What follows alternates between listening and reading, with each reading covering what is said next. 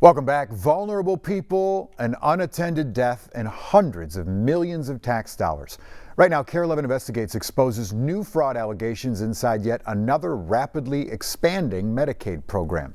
This one meant to help Minnesotans with disabilities live safely at home. Here's investigative reporter AJ Legault with the latest findings in Housing Hustle, a Recovery Inc. investigation. In an East Side St. Paul apartment, found him like this, called 911. A man is found dead. He's got rigor and lividity, so he's been deceased for a long amount of time. Across town, a phone rang with a call no parent ever wants. To inform me that my son was deceased. And my first thought was, no, and start crying. Mickey Klemmer's son, 39-year-old Rick Klemmer, died of what the medical examiner ruled natural causes, an enlarged heart. But what KARE 11's investigation uncovered through Medicaid billing records and police body cameras Rick was last seen yesterday. Makes Rick's mom now suspect what played an enlarged role is neglect and fraud. If they were really providing him the services they should have been, he would be here with me. Rick was severely mentally ill, battling bipolar disorder and schizophrenia most of his adult life. He had never lived on his own. Until, in the summer of 2024, he moved out of a group home and into his own apartment, supported by a Medicaid-funded program called Integrated Community Supports, or ICS. And that's where I think things went downhill. Rick seemed to quickly deteriorate. This is what he looked like just before moving to his ICS apartment. 8 months later, the change drastic.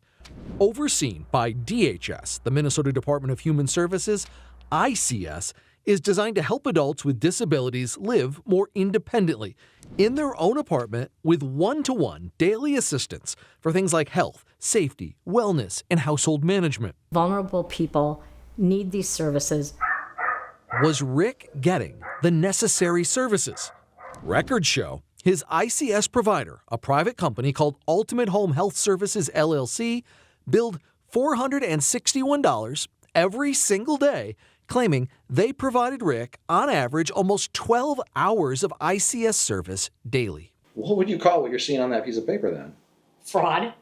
They're billing for something that never happened.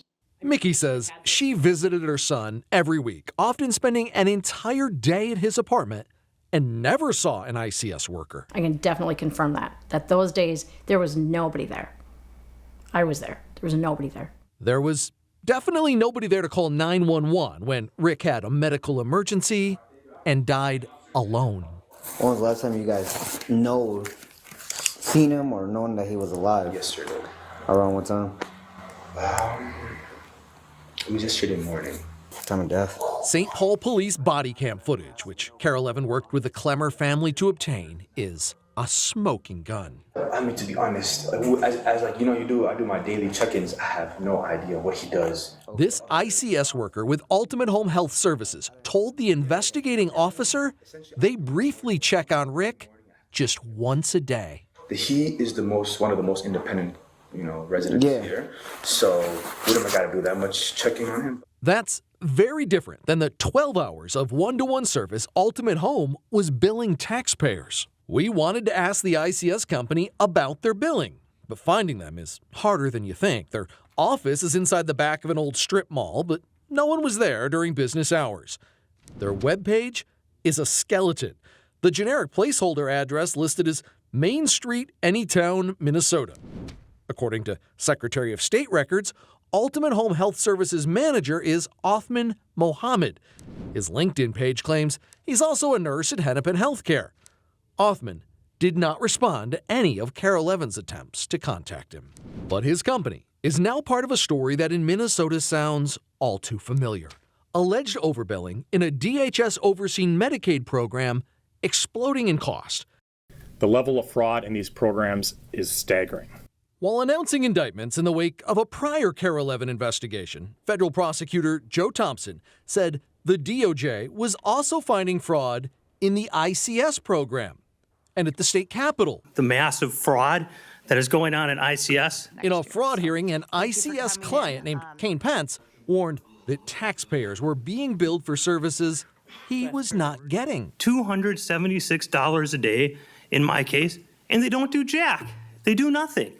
Carol Evans' analysis of state Medicaid data reveals ICS billing has gone up a staggering amount from $26 million in 2022 to $168 million by 2024. Back at the St. Paul apartment where Rick died, other residents were too scared of retaliation to go on camera, but shared with Carol Levin their records, which reveal hundreds of thousands of dollars per year paid for services they claim not to be fully getting. These vulnerable people need help. You're billing for them, then give them the help. And if you're not, that's fraud. That is the intrepid reporting from AJ Legault. They say DHS did notify AJ that they suspended this company citing credible allegations of fraud. It goes into effect December 2nd. They say to create a safe transition period for the clients that are currently living in those apartments. Wow.